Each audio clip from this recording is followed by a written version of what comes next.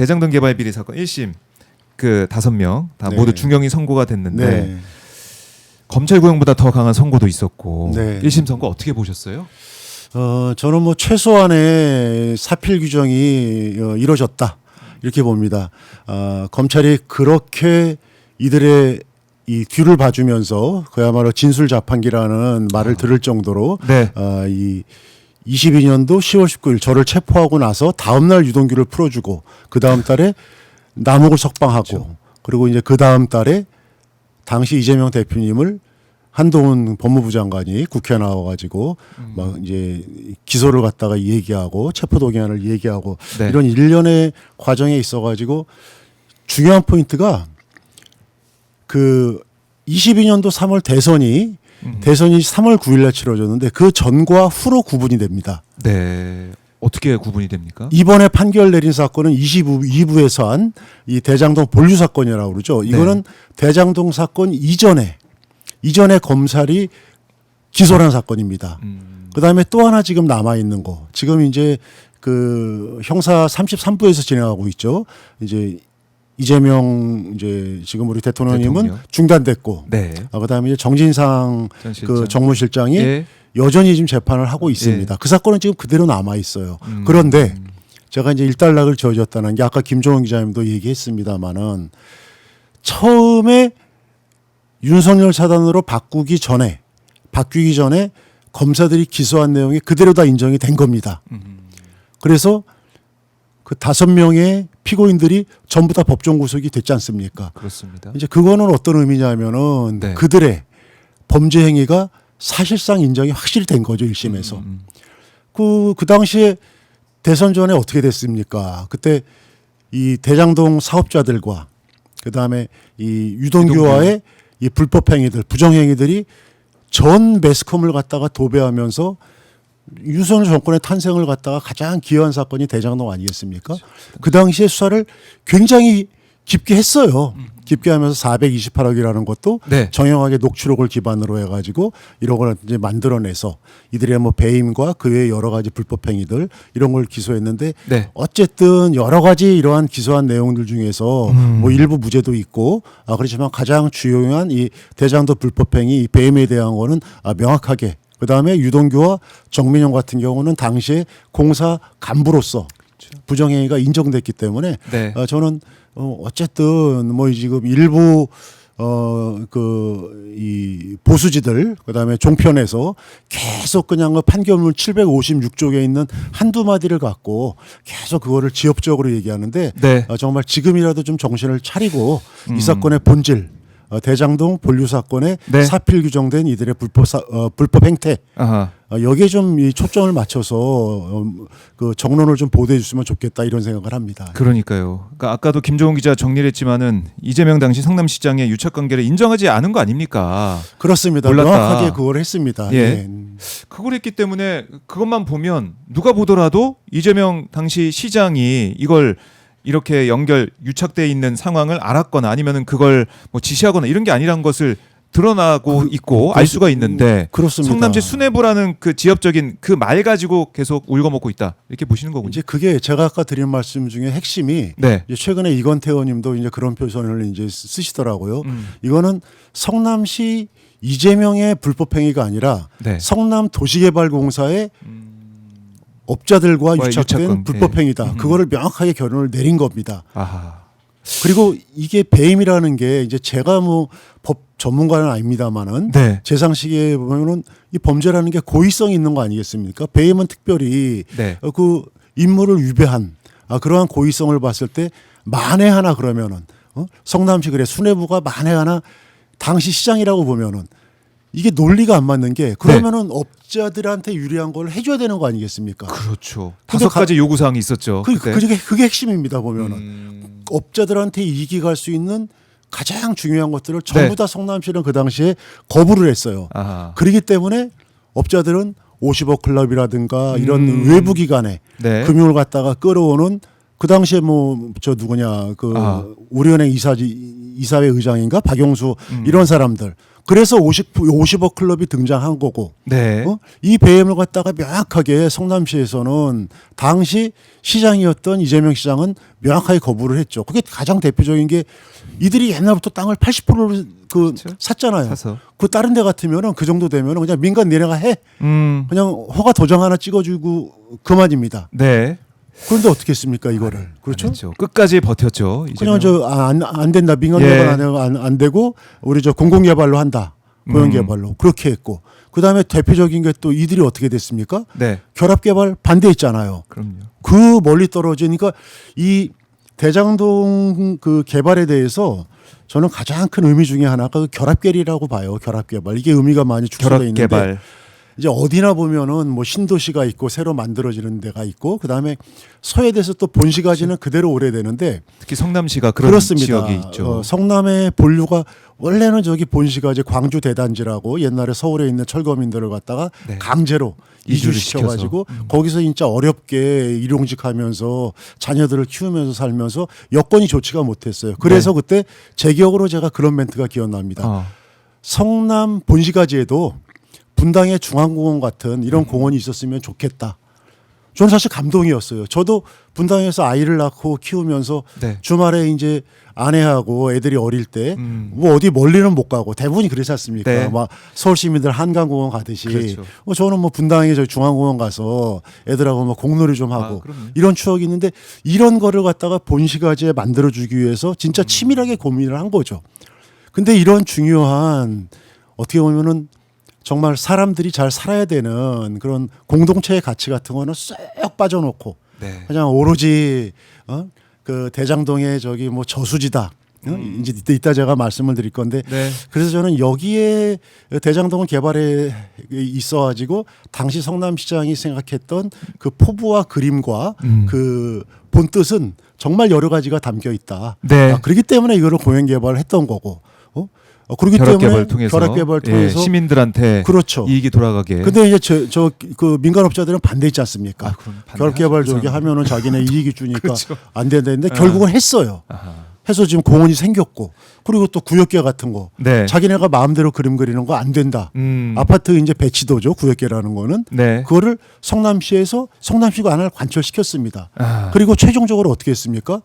그 민간 저기 합동 개발에서 자 그러면은 자기들을 사업자로 지정해 달라. 네. 그런 요청이 있었다고 그래요. 근데 어떻게 됐습니까? 아니야 입찰 봐. 그러니까 아까 얘기한 대로 그렇게 우리은행 9호 살무고 50억 클럽으로 저기 그 유착 관계 만들어가지고 근데 그런 거는 다 빠졌어요 지금. 네. 다 빠지고 여론에서는 그거는 그냥 없이 대선과 함께 끝나고 나서 검찰들이 이 프레임을 바꾸기 위해서 어느 날 갑자기 저체포하고 나서 풀어주고 나서 알고 보니까 그게 저수지였어. 이렇게 프레임이 바뀐 거죠. 자, 이 상황들을 또 하나하나 네. 정리를 좀 해주셨는데 네. 이 1심 판결의 의미 이거는 이 민간업자와 성남리 도시개발공사 네. 유동규 거기에 유착관계다라는 것을 확실히 한 거다. 네, 그렇습니다. 5가지 이 사안들 요구 사항들을 들어오지 않는 것도 다 이제 들어가 있기 때문에 네. 이재명 성남시장 당시 시장과는 아무런 관련이 없는 상황이다 이렇게 보면 그렇죠. 그걸로 오히려 철저하게 그 대장동 그 민간 사업자들의 그 이 요청과 이런 거를 갖다가 원래 행정회의를 통해 가지고 다 차단한 거죠.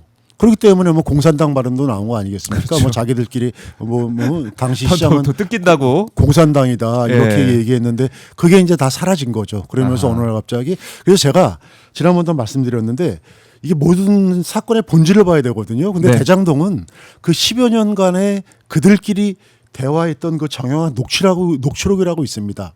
그게 핵심이에요. 거기를 보면은 거기에 정관계에 로비한 거, 누구한테 얼마가 가야 되고 이런 게 정말 구체적으로 다 나와 있습니다. 근데 그게 다 사라졌죠. 그 사항들이 지금 확인이 되는 확인해준 판결이죠. 1심에서 확인을 해줬다. 네. 그러니까 이 428억 말씀하셨지만은 그 저수지 그것도 얼마나 난리 피웠습니까? 그 428억. 그러니까 제가 아까 말씀드리는 게 그 예. 대장동 녹취록 보면은 거기서 이제 428억이 유동규 거라는 게 그 안에 제가 날짜까지 기억합니다. 21년도 10월 30일 모 노래방 녹취록이라고 나와 있어요. 근데 굉장히 길어요. 거의 막 2시간이 넘지. 거의 한 3시간 동안 유동규, 김만배, 정영학 3시간 노래방에서 네. 노래방에서 그냥 막 네 거라고 사람들이 지금 소문 나고 있어 뭐 이런 얘기를 하면서 자기들끼리 하는 내용인데 그런 내용 속에 이 본질이 있는 거 아니겠습니까? 근데 검찰 수사가 어떻게 됐습니까? 윤석열 사단으로 바뀌면서 정영훈 기승전 정영훈 녹취록 증거에서 이건 싹 사라지고 어느 날 갑자기 유동규가 유동규의 집중 연담을 진술. 통하면서 네. 그거 사실은 그거 저기 그분. 김만배가 그 자기네들 저수지로 네. 직접 저기 이재명 측하고 거래한 것 같아요. 이게 점점점 바뀌면서 예. 남욱 풀어주고 이러면서 맞아요. 그거 저수지였어요. 그거 저기 대선 자금으로 쓰기 위해서 이게 말이나 됩니까 이게? 그러니까 검찰이 그 진술을 끌어내서 그걸 가지고 이재명 대통령을 엮어 가려고 했는데 이제 진실이 이렇게 드러나고 있다. 이제 지난번에도 말씀하셨지만, 그러니까 유동규가 이 뭐 차도 바꾸고, 그러니까 네. 돈 쓴 걸 봐라. 네. 그걸 보고 판단해야지. 이재명 대통령 얘기하면서 계속 끌고 가는 건 말도 안 된다. 이렇게도 말씀하셨었고. 이제 그 말씀을 하시니까 네. 제가 이제 뭐 그런 구체적인 사례는 뭐 이제 또 말씀드리기는 네, 네. 이제 중복되는 것 같고 어. 이 판결에 이제 오늘 대장동 1심 판결에 대해서 지금 빠져 있는 게 있어요. 이 뇌물, 이 정민영이라고 있는데 이 정민영이라는 그 이 피고인은 남욱의 저 대학교 직계 후배예요. 거의 뭐 조서를 보면은 형제처럼 지냈다고 그러는데 네. 이 정민용의 이 뇌물 사건에서 뇌물 액수가 37억이라고 적시돼 있습니다. 그 37억은 뭐냐면은 그 당시에 21년도 대선 직전이죠. 유원홀딩스라고 남욱의 돈을 35억을 받아가지고 정민용을 제가 봤을 땐 바지 사장이에요. 네. 이제 페이퍼 컴퍼니를 만들어 가지고 유동규가 거기에서 법인카드 그다음에 그 내연야외 생활비 이런 거를 마구 씁니다. 네. 그게 이제 금액이 그 안에서 11억 8천인데 아하. 그 35억을 이번 판결에서 뇌물로 적시한 겁니다. 그런데 검찰은 네. 일기 수사팀은 그거를 수사했어요. 담겨 있어요. 근데 윤석열 사단 전에. 네, 근데 네. 윤석열 사단은 그 이후에 가장 중요한 뇌물죄. 35억. 최근의 뇌물죄. 네. 그거는 유동규가 공사 사장 신분으로서 돈을 쓴 거기 때문에 아하. 명확하게 뇌물의 이 구성 요건에 다 맞아 떨어지거든요. 근데 이거를 빼버렸어요. 기소도 안 했어요.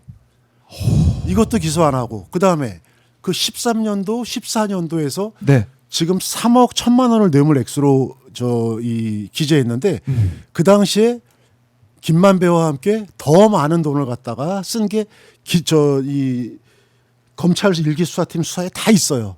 다 빼줬습니다. 그게 이제 그거랑 일맥상통하는 거죠. 최근에 그 33부 재판에서 나오는 얘기들. 네. 그때 검찰이 어마어마하게 회의를 했고 그다음에 막 한 20명 30명 되는 검사들이 번갈아 가면서 야 김영희도 자백했어. 이거 이랬잖아. 이렇게 하면서 사건을 조작한 거의 핵심이 바로 이 정민영의 뇌물이다. 35. 이게 기소가 안 됐습니다, 지금. 그래서 이제 이 35억이 뇌물이다 그러면 어떻게 됩니까? 제가 알기로 저기 특가법상에 네. 뭐 저기 1억 이상이면은 뭐 10년 이상의 징역 또는 징역이죠. 예. 그게 저기 이제 무기징역까지 가능한 이런 형량인데 이런 걸 봐줘 버렸습니다. 그러니까 어떻게 됩니까? 아하. 야, 이거 검찰이 기소 안 되고 그냥 검찰 시키는 대로 해야지. 이게 지금까지 있었던 22년도 10월 윤석열 사단의 이 서울중앙지검 이 특수부 검사라는 사람들, 이 정치검찰 집단이 네. 이 대장동 일당들과 벌였던 조작 행위의 핵심입니다. 저는 그래서 이번 판결이 무슨 뭐 성남시 수뇌부 뭐 이런 걸 물론 중요합니다. 예. 다 중요합니다만은 아까 얘기한 대로 대장동 판결에 5명을 다 법정 구속시키면서 그네들의 법적 책임을 명확하게 해줬다. 그다음에 두 번째 행간을 들어가 보면은 이들의 불법 행위에서 검찰이 그 이후에 바뀌어서 그 이후에 기소 안 하고 이런 불법 행위들이 또 담겼다. 네. 근데 거기까지는 보니까 나오지 않고 있는 것 같아요. 그래서 제가 뭐 오마이에서 워낙 이제 열심히 해주시니까 좀 이런 것도 아까 우리 뭐 김종원 기자라든가 네. 우리 박정 기자님 또 예. 바쁘시지만 또 이제 그렇게 많이 다루시니까 이런 좀 포인트를 그러게요. 하고 보면은 그러니까 이제 이런 거에서 검찰들이 완전히 뭐 이거는 너무 중요한 거 아니겠습니까? 다 드러나고 법정 판결로 나고. 네. 그러니까 어떡합니까 요새? 그 저기 뭐냐 다른 그야말로 그 다른 지엽적인 것 같고 이제 언론 플레이를 하면서 다른 쪽으로 화제를 지금 돌리고 있는데 네. 저는 그래서 본질에 충실해서 이번 1심 판결의 그 의미를 갖다가 그렇게 그 범죄자 그다음에 사필 규정으로 제대로 된 판결 1심에서 그다음에 이들의 법정 구속이 주는 의미 그다음에 그 행간을 보면은 35억 뇌물 네. 왜 여러 가지 뇌물이 있는데 뇌물이 가장 큰 그 이 형량이라든가 가장 큰 혐의인데 그거 어떻게 이거를 이렇게 봐줬는가? 아. 이거를 조금만 파보면 그냥 나옵니다. 그다음에 그 조서에 다 있어요. 이런 기록들이. 근데 그런 거를 검찰들은 의견서에서 다 빼는 거죠. 네, 그래서 저는 이런 부분에 있어가지고 앞으로도 갈 길이 멀다. 그리고 이제 지난번도 제가 나와서 말씀드리고 또 다른 데서도 말씀드리는데 이 당시에 이 중앙지검에 있었던 그 검사들 제가 뭐 오죽하면 제가 실명까지 거론하겠습니까? 네. 부장검사 뭐 강백신, 어미준 이런 분들 또 그 외에 뭐 부장검사들 그때 저 제 1심 판결 나고 다 그때 승진했어요. 다 막 저기 뭐 승진해서 요직에다 발령받고 막 대검 가고 네. 이랬는데 그거 바로 잡아야죠. 그게 그냥 저는 그래서 검찰 개혁 중에 핵심 중에 하나가 반드시 그게 한 축이 돼야 된다. 이런 말씀을 또 한 번 저기 드립니다. 그러니까 이 검찰 개혁, 검찰청은 이제 뭐 1년 있다가 사라지게 되는 상황이지만 검찰 뭐 보안 수사권 이런 얘기도 나오고 있고 검찰의 네. 수사 기능을 살리려는 그런 안간 힘을 쓰는 사람들이 있어 보이는데 아 그거 아니다. 봐라. 네. 검찰의 행태를 봐라. 어떻게 보면 그게 지금까지 이어지고 있는 가장 좋은 예시 이게 대장동 이 사건인 것 같아요. 그렇습니다. 그래서 저는 물론 예. 이 형사 사건 또 민사 사건 얼마나 많은 사건이 있겠습니까? 그 중에서 저는 저렇게 포악한 정말 이 거의 범죄 집단이라고 범죄 집단의 범죄 행위를 저질러 왔던 정치 네. 검사들은 뭐 빙산의 일각이라고 봐요. 그 정말 뭐 한 많아봤자 한 3%? 그 외 검사들 뭐 다 열심히 하는 거 인정해요. 네. 그렇지만 그네들이 그동안 그 많은 사건들을 갖다 위조하고 조작하고 네. 피해자를 양산하고 근데 그거를 갖다가 몰랐겠습니까? 그 문화 자체가 상당한 문제가 있다. 그래서 거기에 대한 책임은 반드시 함께 져야 된다. 네. 이런 생각을 합니다. 예. 그러게 말입니다.